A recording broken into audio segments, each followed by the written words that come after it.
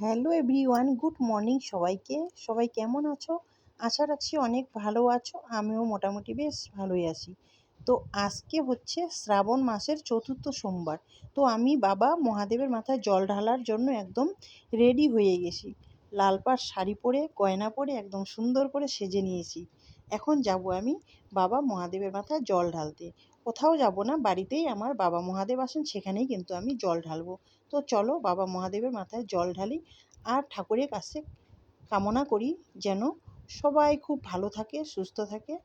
আর বলি যে হর হর মহাদেব, তুমি সবাইকে ভালো রেখো, সবার মঙ্গল করো বাবা। তো পুজো দেওয়া হয়ে গেল। পুজো দেওয়া হয়েটে অনেক খিদে পেয়ে গেছে।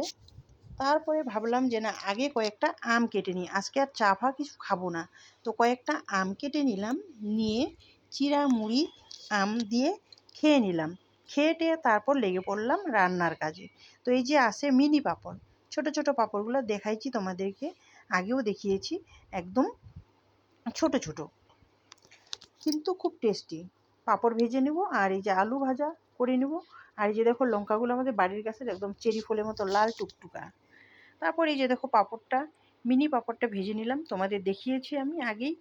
আর পাঁপড়টা কিন্তু আগে ছোট, ভাজার পরে কিন্তু অনেকটা বড় হয়ে যায়। আর এই যে দেখো করে নিলাম কিন্তু আলু ভাজা। সব কিন্তু অল্প অল্প করে, বেশি কিন্তু না, মাত্র তিনজনেই তো আমরা ভাত খাই, বাকিরা তো কেউ ভাত খায় না। আর করে নিলাম একটু, এই যে দেখতে পাচ্ছ, মুগের ডাল কোয়াশ দিয়ে। আর ডালে এরকম কোয়াশ দিয়ে আমার খুব ভালো লাগে, তাই করে নিলাম। আর করে নিলাম একটুখানি পনির, আলু দিয়ে পনিরের তরকারি, যেহেতু আজকে সোমবার, নিরামিষের দিন, তাই সবটাই নিরামিষে রান্না করলাম। আর দেখো পনির তরকারিটার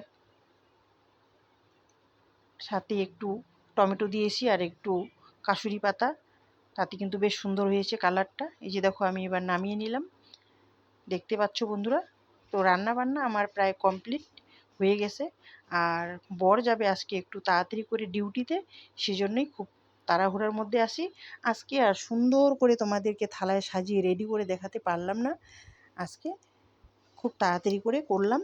তো ভিডিওটা আজকে এখান থেকেই ছিল। সবাইকে টাটা জানিয়ে আজকের ব্লগটা এখানে শেষ করছি। Bye bye.